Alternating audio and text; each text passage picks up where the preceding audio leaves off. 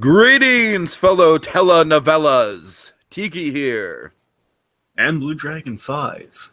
And tonight, we're talking Mr. Banks. That's right, folks. That's right. I should have had the Beauty and the Beast podcast that Jacob Weil and I did as a Talking Mr. Banks episode, but alas, I did it as a Main Street Cinema because I'm an idiot, but we're back talking Mr. Banks. Dragon, of course, it's our umbrella show about all things Disney and Pixar, and I feel like we haven't really talked enough about like baseline Disney Pixar on this channel in the new year. So we're going to really break this thing down for you all. This is the trailer for Coco, the 2017 Pixar release coming out in November, coming out after Cars 3, which Dragon and I, you and I, we both really like the teaser trailer for Cars 3. I will say this trailer is even better. This trailer blew me away. Dragon, what do you think of it? Yes, it shows great promise, and if we're lucky, it could be kind of I'm saying hopefully both of them will be successful. I'm just saying perhaps we'll get a reversal of the 2015 year for Pixar. That's kind of what I was thinking. Yeah, like now again, let's make situation. Now again, let's make it clear. Again, not that The Good Dinosaur it's a fine film, just doesn't really blow you away. It lives up to its title. Yeah, it's good. Exactly. And that's kind of our usual statement on Good Dinosaur. It's good. It's solid. It's not amazing like Inside Out, because Inside Out was like the headliner. It's one of Pixar's top tier films now. Sure. So again, that's a high bar, and just tone-wise, just based on these two, they both look impressive. But this one especially looks like it's going to be it could feasibly be the Inside Out, which would be impressive. I mean, to me, my bigger comparison between, I think this kind of feels like Inside Out mixed with Up. I kind of see that, because you got to remember, let's go over a few facts that we do know before we get into the recap stuff, because I kind of want let's just broach into that a little bit. So, of course, the director of this film is Lee Unkrich. Lee Unkrich, of course, has made debatably one of the most successful, well-received Pixar films, Toy Story 3. Mm-hmm. As I'm saying, an argument could be made for Up and other Pixar films. I still say, again, Toy Story 3 was one of the most huge successes for Pixar to date. I think Toy Story 3 was a really good, it was kind of like the culmination of just studio-driven success and artistic success. Exactly. It was like an artistic film, but on a blockbuster level. So the point is, Lee Unkrich, Lee Unkrich is one of our Pixar. Is this only the second thing he's done for Pixar? Well, no, here's the thing. Lee Unkrich has been in the trenches of Pixar ever since day one. So he's always been involved in Pixar. He's one of our classic guys, and it's always. But I'm saying as just a main director. As a main director, this is his second film. Okay, yes. That's interesting. My boy is Lee Unkrich. He's been in the trenches for a long time. A lot of people. There's always been that question looming ever since, unfortunately, we lost Jorent. Who would be the fourth of the big four Pixar? Mm-hmm. And of course, a lot of people have kind of been always flirting around, like Brad Bird. Of course, he's been usually kind of the go-to for that. Then you have, Bob Peterson, and you got Lee Unkrich. Those are kind of the three guys always kind of loom around who's going to take the fourth spot. But anyway, so Lee Unkrich, he was an editor on the original Toy Story. He's editing is kind of his main specialty. That's kind of brought him to the big kids table, so to speak. It's going to brought him to the adults kind of table instead of the kiddie table. And he went to co-director on various films and co-directed many of the very notable successes of Pixar, such as Finding Nemo being one of the most notable, and of course Toy Story 2 and lead director on Toy Story 3. So he's always been building to this. This is kind of his first kind of original film, which of course we saw what that's done for other Pixar directors who've kind of taken on a franchise and then they're kind of branched out on their own. Gotcha. Yes. So, of course, the story, here's what we know about the story just in general. It's based on like the descriptions and synopses and stuff. Is that it's about a 12-year-old boy named Miguel Rivera. Miguel Rivera, who has musical aspirations, have a career in music, like his musical hero, his musical idol, Ernesto de la Cruz, who is apparently kind of the bane of his shoemaker family's existence. It would appear because the Rivera family has a bias against careers in music because their family history, from what we kind of learned on the outside here, is that their great grandmother.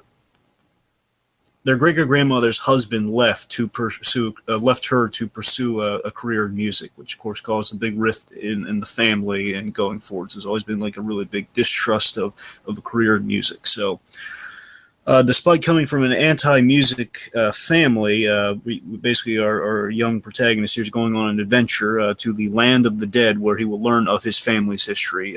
This, will be, of course, will be set on Dios de los Muertos, the Day of the Dead, kind of the Mexican Halloween, so to speak. Yep. Okay, yeah, that sums it up pretty well, Dragon. I'm sure we'll get into a bunch of Easter eggs and stuff as we go through this, pick up a few more plot details, but I love the way that this trailer is established. It really calls to mind just classic Pixar teaser trailers of we have a location and we have an intriguing plot. We just have this kid lighting the candles. Of course, this is an altar to De La Cruz. This is a traditional Day of the Dead thing where I know there's a Spanish word for it, but English, it basically translates to an altar for someone either you love or you admire who's passed on. Yeah, because you'll notice you see the skull there on the foreground. The skull, like on like a piece of bread looking thing, basically kind of like bread, cookies, and kind of sweets, or kind of with little skulls. That's kind of the crux of what's on the altar for as well as candles and photographs of the loved ones. Again, it's kind of like a mini altar, which a lot of people are actually throwing some Kubo comparisons to this, by the way. You know what? I'm. It's like, yeah. Well, I'm saying there is a cultural correlation, which I do really. That is an interesting thing to really examine when you think about it. Cultures have like a similar thing, of course, going through very different expressions of that. But it's kind of the same. I just think premise. Like with the guitar, like I think the fact that a guitar plays a main role in this movie is very unfortunate in this movie because of Kubo, and I hope it doesn't like hurt it. Because this movie already has to go against what is it, the Book of Life or whatever that day is. Yes, Book of Life is the biggest comparison. This unfortunately, Book of Life is going to be the biggest kind of comparison this movie is going to be fighting. Kubo was something I think just because Kubo is so successful, people are drawing that comparison. Because Kubo very specifically needs a guitar. This is just this is kind of like most known for the type of character that Ernesto de la Cruz represents. Yeah, but I'm saying, like, it seems like music, and this kid really wants to be a musician. Like, it's going to play a big part in the movie. The guitar, Absolutely. Of course, being like I said, as we see later in the trailer, the guitar is going to be a huge plot device in the movie. So, and you got to remember, the guitar is kind of like it's the ultimate kind of cool instrument that kind of anyone can kind of have and kind of like learn to play by steps. So, guitar is always kind of the go-to instrument for people. Mm-hmm. And then you'll also notice De La Cruz's company DLC throughout the room. Yep, his initials. Mm-hmm. That was really cool. Not Again, I love this. Downloadable content. It's not downloadable content. For a moment, I just wanted to speak to the great whimsical tone with the music, which I suspect is Michael Giacchino. Sorry. I believe it's Michael Giacchino. It sounds so Giacchino-esque from Up. I'm convinced. I'd be surprised if it wasn't him. Yeah. Yeah, he's kind of the main go-to kind of musical talent on for Pixar these days. But it could always be someone else we're not sure of. So I love the Remember Me poster in the VHS tape, and of course this does it for me in spades. I'm sure, Dragon. Yeah, you and I, it's one of those things with Pixar that it's just like an easy gimme. Anytime we have black and white stock Pixar footage, it's just like, yep, I love it. And it's on VHS. More please. Thank you, sir. Can I have another? It's on VHS. It's on like a crappy beat up TV. It's awesome.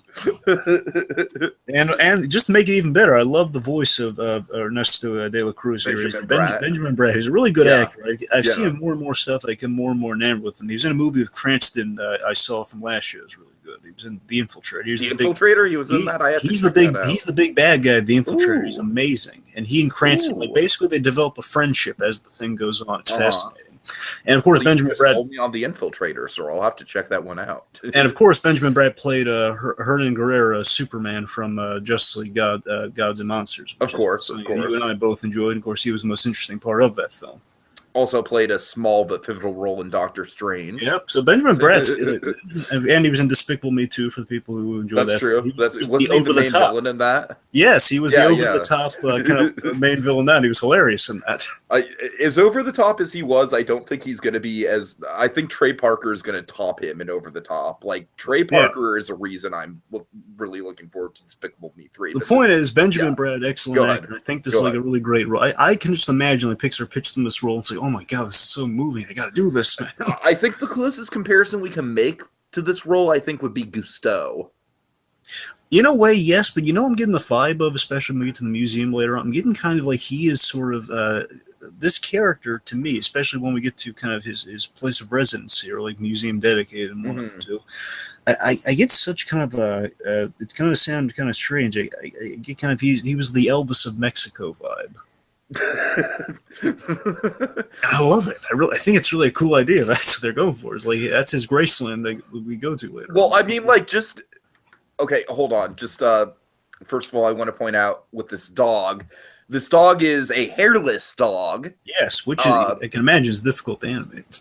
Yes, and it's named Dante, and I think that is a very appropriate name for the dog, considering Dante's Inferno.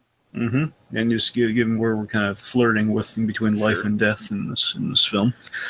All this is just beautiful. Like all the guitar playing and Benjamin Bratt's narration over it. It's just it just gets to me. It's a great score and great visuals, but also what I love here is that I love the fan-made guitar. So the idea here is that this kid, he styled and painted a guitar like his hero's guitar, which is like an actual really well-constructed, skull-headed guitar. So he's like handmade this. So really good facial animation here, It's, realistic kid reaction to romance, but again, it's like and this is also like I can see the Elvis thing. I mean, of course, this is obviously, I think this is some sort of old telenovela. Well, yeah, sure. Well, again, might be just like a movie, like more of a movie style. It could be a movie. Fair. If it's a movie, then it would probably be more in the Elvis point of view, but I don't know. I'm kind of thinking since it's a different culture and everything, I'm guessing he was a big telenovela star. I mean, that's fair. We don't know. We don't know yet, but I think it could be on the money though. I'm just saying it's more musical, so it seems more like kind of a movie style after you're a musician, like the Elvis stuff. But I'm just But again, this is really cool. And again, mainly what that piece of animation blows me away. The realistic guitar plucking. Yes. And mainly what De La Cruz is saying here, which I really loved it. It seems like what it's really selling me on the movie take is I love this theme of pursuing your passion, which of course I can imagine would hit every animator and storyman in Pixar really personally, which I think is going to be why this film could be really amazing. Which is why I kind of connect it to Ratatouille so much, Dragon. True. I now see I absolutely see. Oh yes, it's Seems like kind of a fun crossroads between maybe kind of like an Inside Out meets Ratatouille, perhaps. With a little bit of Up thrown in there for good measure. Sure. Because, I mean, I think I'm drawing the Inside Out parallel because we have a young protagonist, this 12-year-old, which, of course, Riley, at the end of that movie becomes 12. It's kind of fun. We're kind of ushering into that. Especially once we get to the land of the dead, it's going to be very high concept and colorful. And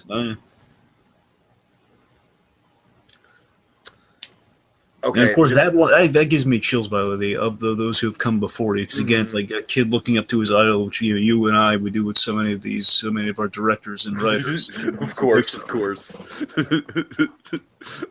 Oh man! Of course, great score, great visuals, and all the leaf motif coming up when we hit the museum. But I could just freeze frame any of these images and put them on my wall. They just look stunning. Absolutely. Again, it also kind of reminds me of the hold an image. Yeah, got it. Well, first of all, just when we had the image beforehand, just of like him in front of like one of those great screen still shots. It reminds me of Bob from The Incredibles when he's in his office, the whole Mr. Incredible kind of shrine.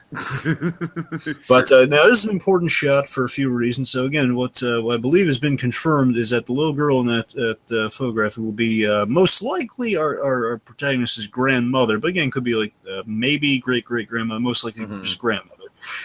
It is named Coco, which of course is interestingly the title of the film. Which I think is interesting and fitting for this because it's like you wouldn't just want to name it Miguel.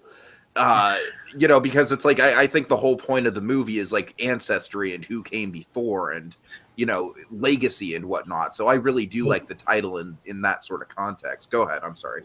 Let me speak to this, and this is something I learned about recently, which may be a reason for the title. So there was reportedly there was a title change. Well, Pixar wanted to just name it Dias de los Muertos because they just had the gall to think they had a copyright on a holiday. Yes, that's what I heard. Dias de los Muertos. Yeah, because for the longest time it was just untitled Dias de los Muertos film. That doesn't necessarily mean Dragon. I specifically remember, like, I saw logos and everything. It wasn't just like untitled Dias de los Muertos project. They literally wanted to call it Dias de los Muertos. Oh, really? Because I know they wanted like kind of like permission to use that for like marketing and stuff on certain things. But okay, so it was the point is it's there was a lot of controversy and everything over that, not just with copyrighting a holiday, but also there was like petitions and everything like going against. Well, like I said, it is very much just like like Pixar just has the goal to go in and think they can just like name their movie a holiday. It'd be like someone naming their movie Christmas. Well, to be fair, if I were going to allow any studio to do that, I would allow Pixar. Although, to be fair, Halloween does exist, so. True. Anyways. So, I mean, I'd let Pixar have that because you guys have earned it. Just do whatever you want. You want New Year's? You got it. You want? What do you need? You want 4th of July? Take it with my compliments, please. Okay, anyways. Would you like Easter? I mean, I'll paint the eggs for you. Anyways. Now, with the photograph as well, you'll notice there, of course, we are missing someone, and that guitar is very notable. That belongs to the skull. Yeah. Ernesto de la Cruz. So most likely, the main story, reportedly the story with this photograph is that the great-grandmother and great-grandfather in question would be Ernesto and the woman in the picture, which means Ernesto, being the great-grandfather, walked out on the family to preserve his musical career, which little Coco here had to grow up with and probably passed on the story as it went down the family. So that's why the anti-music thing would be put forward and why the kid's seeking out Ernesto. And there was a broken photograph suggesting that this was a big revelation. This is why our character is seeking out Ernesto in this scene right here. Sure. All speculatory, but no, I mean it's somewhat speculatory, but somewhat confirmed at the same time. We're just kind of putting I think the Coco thing absolutely together. Yeah, it sounds like the Coco thing is confirmed, so the rest of it does kind of fall into place following that, So I love the sound mixing and sound design here, where we hear the guitar, we hear Benjamin Bratt. He sounds very faded. It's as if Benjamin Bratt is speaking from like a memory. You know what I mean? Yeah. And of course, and this is a beautiful shot here. Yeah. Everyone at their altars in this shot. It's a beautiful. Oh god, and I love the warm lighting around everyone. I mean, here's kind of the remember me. Yeah. Again, Tiki, I'm going nuts over this whole remember me thing because I love that it was his catchphrase, remember me, and it's kind of a really. I'm just saying that phrase is everyone's posters anyone can cook, Dragon. Anyone can cook. I know, but it's so moving of like a big kind of statement being remember me. It's like I think again, supposing this again most likely this characters that given people are celebrating.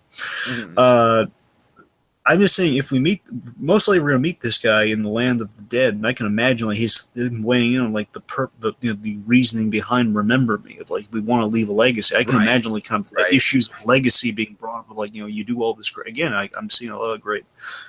There's so much great potential I'm seeing here, and again, it's basically kind of like kind of the Elvis of Mexico here, right? Kind of Mexican Graceland right now. Yeah, I can see that, especially this. Yeah, the inside of like kind of a Graceland of sorts.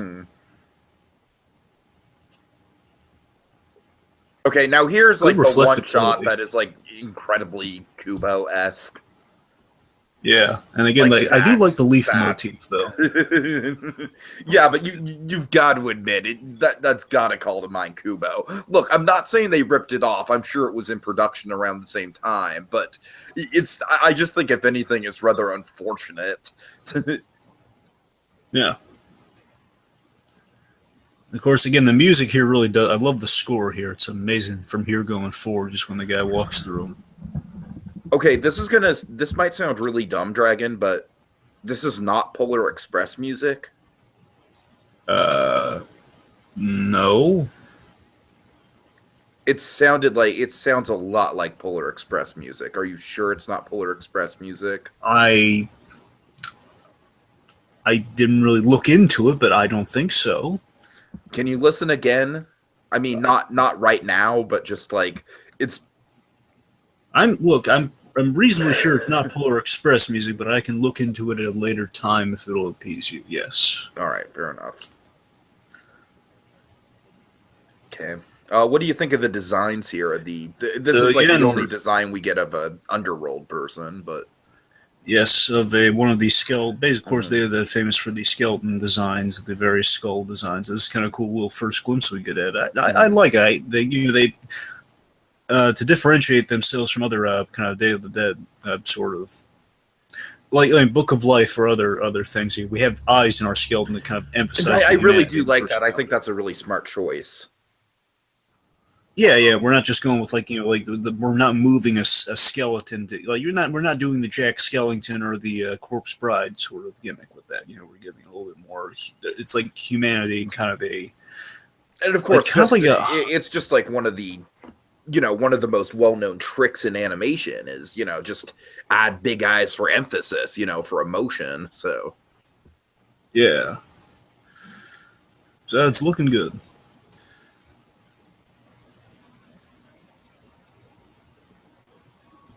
Notice they didn't have the good dinosaur in that lineup. Oh, don't be like that. They can't have everything. They can't. They can't highlight every film they've done. I'm sorry. I'm just being mean at this point. To be fair, they never find room for A Bug's Life because that one was really early in the day and they got so many others. I mean, I'm sure A Bug's Life was like in front of Monsters, Inc. Anyway. So I really just have nothing to say at this point except, oh my god, it's so pretty and it looks so cool and the possibilities. So again, basically, the Land of the Dead, as we see here, is really stunning in scope in our final shot coming up. I just look at that, man. Just look at it. Yeah. It reminds me of coated in the orange. You know what it reminds me of? It reminds me of the smoke staircase in Mary Poppins. In a way. It does look rather stunning.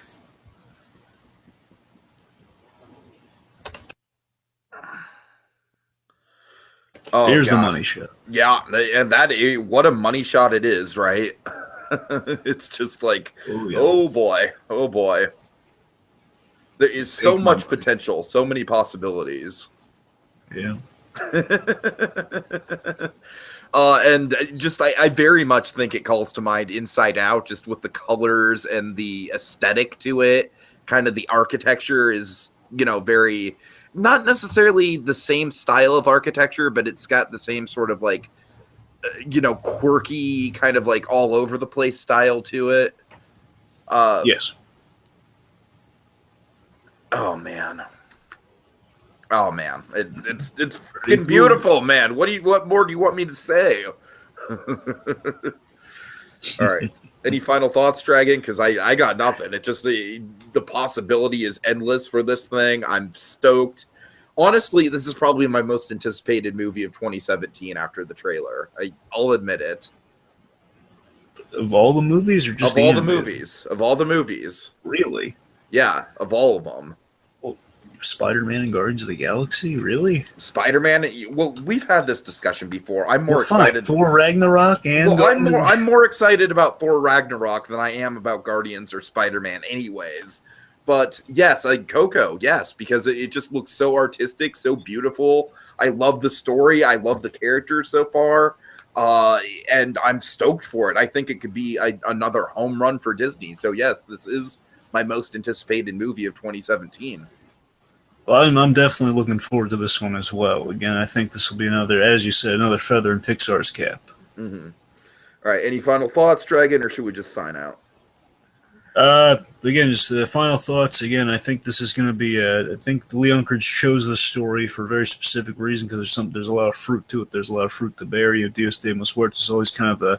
It's always been kind of a visually interesting holiday always has great meaning attached to it. So this is like a good way of kind of walking people through what that holiday's about through a really touching story. So I think it's going to kind of serve many needs. But again, first and foremost, it's going to be telling kind of a story about pursuing passions and kind of leaving a legacy and kind of what that stuff entails. That's what I'm really looking forward to. Kind of like why Coco is the title, like one of the kind of the legacy of the family through Coco, as well as the again, I'm dying for this whole Remember Me legacy through Benjamin Bratt's character. So I'm very interested in this film.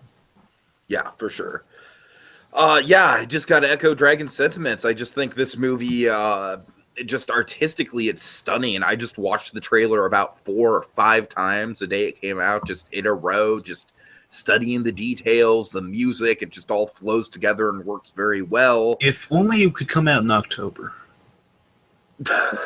Well, technically, Dias de los Muertos comes out in Dias de los Muertos is the first week of November, so that would be the ideal release date, Dragon. Yeah, because I was just thinking like a happy medium between that or like earlier. Right. Oh well. Well, I'm sure it'll be great whenever we get it, and of course, it's going to be a Pixar twofer this year, and we're not going to get a traditional Disney animated movie this year. We're getting Gigantic in 2018, so we'll see how that goes. All right, folks, thanks for watching, and, as hyped up as we are about this movie, I hope Cars 3 is good as well. Let's not forget about Cars 3. Yeah. Get her done!